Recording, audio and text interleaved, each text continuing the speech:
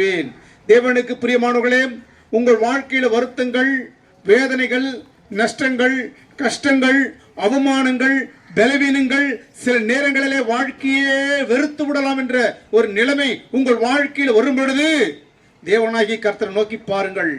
இந்த இயேசு கிறிஸ்துவானவரை நோக்கி பாருங்கள். உங்களுக்கு ஒரு நல்ல இளைப்பாறுதல் தருக இந்த பரிசுத்தமுள்ள தேவனாய் கர்த்தர் உங்களுடைய இல்லங்களையும் உங்களுடைய உள்ளங்களையும் தேடி வந்திருக்கிறார். தேவனுக்கு நீங்கள் மகிமையான காரியங்கள் செய்வீர்களானால் இந்த இயேசு கிறிஸ்து யார்? 2025 ஆண்டுகளுக்கு முன்பாக இந்த பூமியிலே மனிதனாக பிறந்து வளர்ந்து அநேக கிராமங்களிலே சுற்றி நடந்து ராஜ்யத்தினுடைய சுவிசேஷத்தை அநேகருக்கு தெளிவாக சொன்னார். அவர் சொன்ன முதல் வார்த்தை, மனம் திரும்புங்கள், பரலோக ராஜ்யம் சமீபத்திருக்கிறது என்று சொன்னார். யாரை பார்த்து சொன்னார்? மனம் திரும்பாத என் அன்பான சகோதரனே, என் அருமையான சகோதரியே, உன்னை தேடி இந்த இயேசு கிறிஸ்து வந்திருக்கிறார். நீ எந்த நிலைமையில் இருந்தாலும் சரி, நீ எப்பேற்பட்ட சூழ்நிலையில் இருந்தாலும் சரி, உன்னுடைய வருத்தங்கள் எதுவாக இருந்தாலும் சரி, இயேசுவே என் உள்ளத்தில் வாரும். நான் பலவீனமாய் இருக்கிறேன், என்னால் முடியல. சில நேரங்களிலே சில சகோதர சகோதரி சொல்ல, ஐயா என்னால் எழுந்தா உட்கார முடியல, உட்கார்ந்தா எழுந்திருக்க முடியல, அப்படி எழுந்தா மீண்டும் உட்கார முடியல. இது பலவீனம். சில நேரங்களிலே இந்த பலவீனங்களை கொண்டு வர யார்? அவன் தான் பிசாசு. இந்த பிசாசுடைய கிரிகளோடு பில்லி சுனி கட்டுகளோடு வாழ்ந்து கொண்டிருக்கிறியா?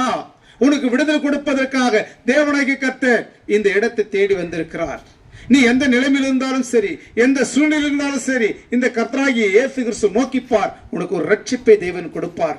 பிரியமானவர்களே, எப்பேற்பட்ட பலவீனமா இருந்தாலும் இயேசு நோக்கிப்பார். உன் பலவீனங்களிலிருந்து ஒரு புது பலனை கர்த்தர் கொடுப்பார். ஒரு புது பலனை கர்த்தர் கொடுப்பார். இந்த இயேசு கிறிஸ்துவானவர் உலக பாவங்களை மன்னிப்பதற்காக, உலக பாவங்களை தாமே சுமந்து தீர்ப்பதற்காக வந்த இந்த தேவ ஆட்டுக்குட்டி, இந்த தேவ ஆட்டுக்குட்டியோட ரத்தம் தான் உன்னுடைய எல்லா விதமான பாவத்தையும் போக்கும்.